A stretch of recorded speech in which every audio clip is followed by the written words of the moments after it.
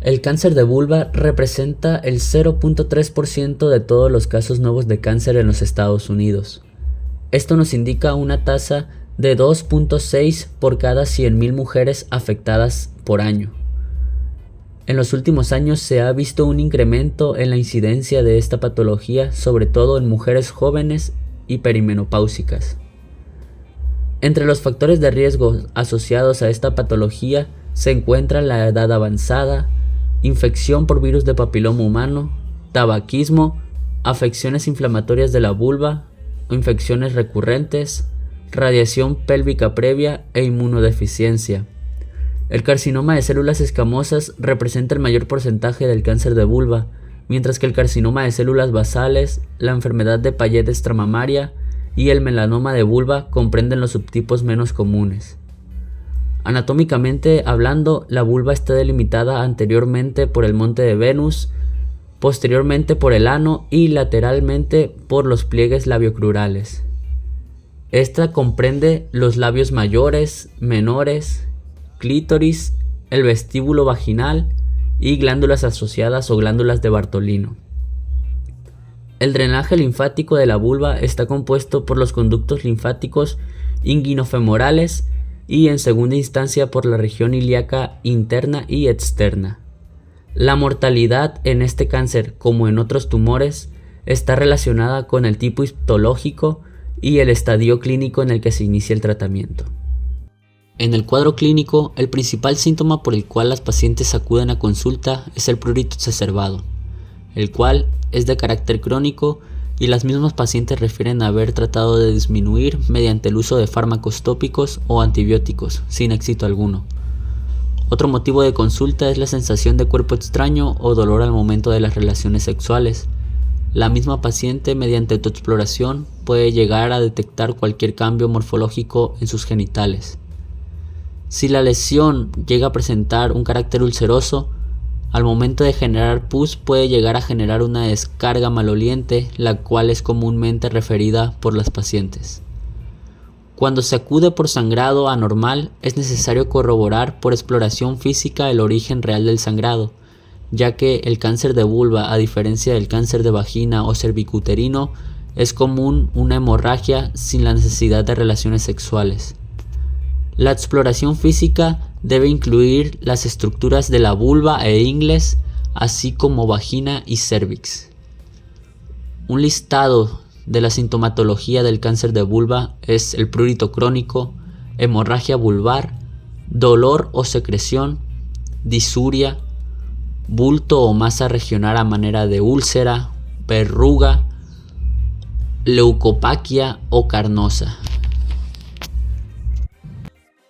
En su histología, se dice que el cáncer de células escamosas es el subtipo histológico más común del cáncer de vulva.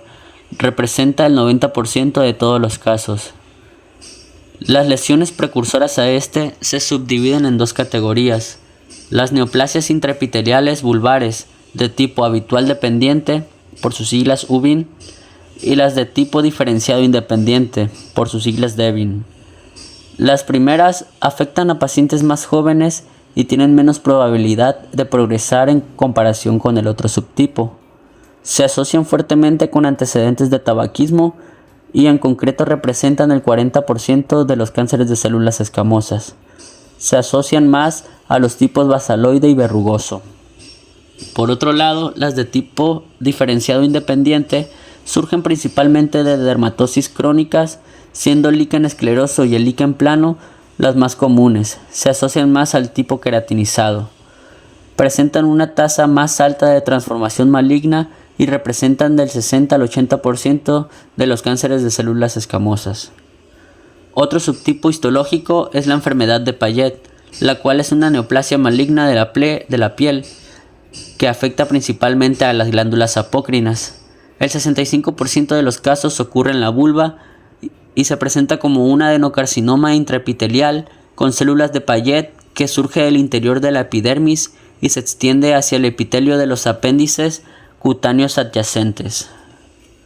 Otro subtipo menos común es el melanoma vulvar. Existen 3 tipos de melanoma: el subtipo léntigo mucoso, que es el más común, seguidos por los subtipos nodular y de extensión superficial. Se presenta sobre todo de la quinta a la séptima década y es más común en mujeres de tez blanca, sobre todo en lesiones que se encuentran con mayor frecuencia en el clítoris y los labios menores. Para el diagnóstico, el estándar de oro en el cáncer de vulva sigue siendo el diagnóstico histológico, aunque la correlación clínica tiene un valor significativo. Cualquier lesión sospechosa debe ser sometida a una biopsia y examinada cuidadosamente para determinar su posición anatómica precisa con respecto a la línea media y la distancia desde el inicio vaginal. Esto es crucial para el manejo quirúrgico planificado. Pueden estar indicados estudios de imagen para evaluar la extensión de la enfermedad, desde los rayos X hasta resonancias magnéticas o tomografías por emisión de positrones. Pero en sí, una biopsia en sacabocado cutánea usando un anestésico local en general es diagnóstica. A veces es necesaria una resección local amplia para diferenciar la neoplasia intraepitelial vulvar del cáncer. Lesiones más sutiles pueden delinearse tiñendo la vulva con azul de toluidina o mediante una colposcopía. El sistema de clasificación de la Federación Internacional de Ginecología y Obstetricia, FIGO, y el sistema TNM se utilizan para estratificar el cáncer de vulva y están estrechamente alineados. En base a ello, se aconseja la planificación de un tratamiento en base a la medición convencional de la profundidad de la invasión. Ya entrando en el tratamiento, este va a ir en función a la etapa o el estadio en el que se haga el diagnóstico del cáncer de vulva. Se recomienda en estadios iniciales la excisión local radical con el objetivo de obtener márgenes histológicos libres del tumor. Asimismo, se recomienda ampliamente extender la excisión primaria de forma superficial para incluir las neoplasias intraepitelial vulvar diferenciada adyacente. Cuando se presenta la enfermedad invasiva multifocal, se puede considerar la excisión radical de cada lesión como una entidad separada, pero de ser necesaria, la vulvectomía en casos de invasión multifocal, sobre todo cuando surge sobre el fondo de dermatosis vulvar extensa. En los pacientes en estadios avanzados, deben ser evaluados en un entorno multidisciplinario para determinar la elección óptima y el orden de las modalidades del tratamiento.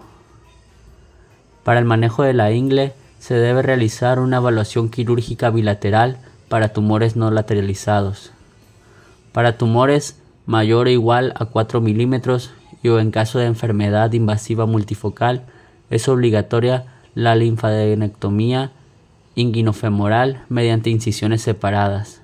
En tumores lateralizados se debe realizar al menos linfadenectomía inguinofemoral ipsilateral. Cuando está indicada la linfadenectomía, se deben extirpar los ganglios femorales superficiales y profundos. En las complicaciones, tenemos que la metástasis es la principal complicación del cáncer de vulva, la cual se puede diseminar por vía linfática, que nos dará como resultado la aparición de nódulos en los ganglios inguinales principalmente, o por vía sanguínea, en la cual tiene 3 órganos diana: los pulmones, por lo cual el paciente cursará con falta de aire, tos y dificultad para respirar.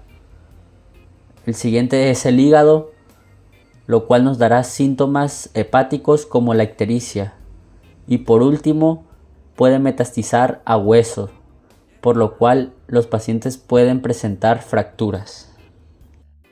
En conclusión, el tratamiento para el cáncer de vulva requiere de un enfoque multidisciplinario que debe comenzar tras el diagnóstico con el aporte de los equipos necesarios de oncología ginecológica, oncología médica y oncología radioterápica. Se debe hacer hincapié en el diagnóstico y tratamiento tempranos, con una estrecha vigilancia posterior al tratamiento.